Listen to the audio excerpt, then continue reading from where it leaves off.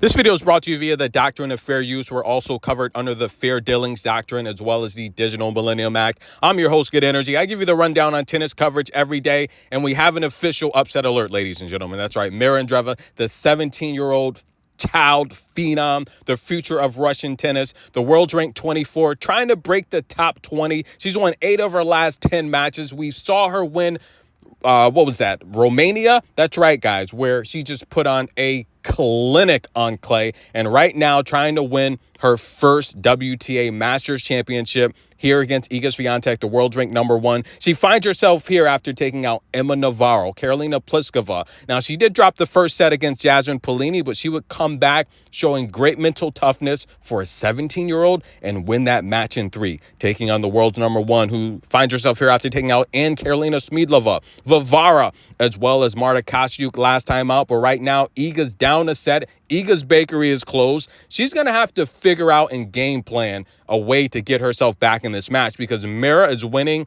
all of these rallies. She had a chance to break back in the 10th service game in the first set. However, down love 30, Mirra has ice veins. She would battle back and blast off an ace to take the first set. Iga Swiatek would take a very long bathroom break, trying to get herself together. Now, remember, guys, Pierre, you know, the chair umpire that made those horrible calls against Coco, like 5 calls, right? Everyone wants to focus on the one wrong one, but what about the 5 that led up to that? Remember, he gave Iga Swiatek a time violation for taking a bathroom break, and she literally came back like 15 seconds late?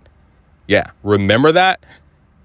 Yeah. So Iga Swiatek would come back late, but nonetheless, no time violation. So I just want to kind of point that out because a lot of people, they're still checking out that video I did about Coco and Pierre. And by far, it's a very popular video. But remember, he also gave Iga Swiatek a violation for 15 seconds. You got to be kidding me. That's ridiculous. And she would end up losing that match, right?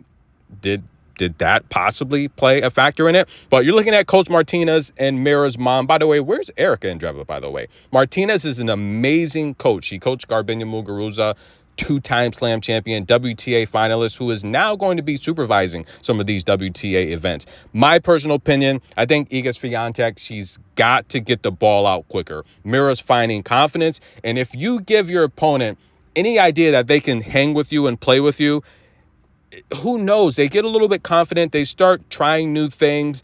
And the things that they're great at, they start doing better with more confidence and focus.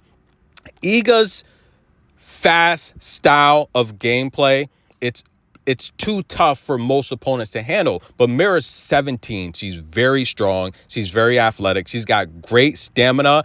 And the fact that she has nothing to lose being so young, it's dangerous. She takes the first set in exactly 1 hour, ladies and gentlemen. But I want to take a look at this. Iga Swiatek, 3 balls on her racket. That concerns me.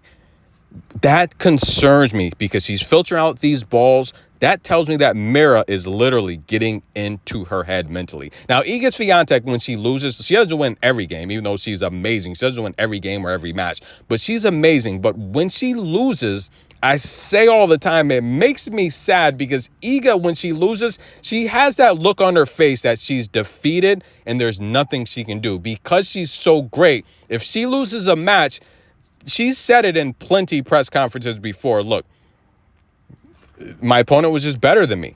You know, I couldn't go to top spin. There's just nothing I could do. And I think she's really honest with herself in defeat. Someone like Coco, when Coco's losing, Coco has that look on her face like, what do I do, guys? What do I do?